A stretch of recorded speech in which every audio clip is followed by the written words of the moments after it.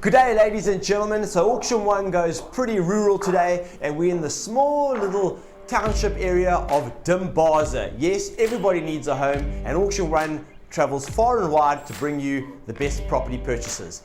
Out here in Dimbaza, this area was created roughly in the early 80s. It was a large industrial area. It's a node just off King Williamstown and about 30 minutes drive away.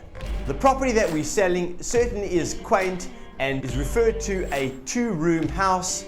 It's got the bedroom, lounge, and then toilet. There's a prepaid meter in for electricity, there's burglar proofing on the windows, and you have a nice sized garden. And I see a lot of the neighbors here have fruit trees and their own vegetable stock going.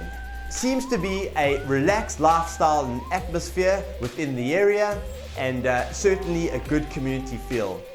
Being a deceased estate property auction, it's extremely serious, and we are super keen to see you on auction day. Look forward to getting your bid. All the best.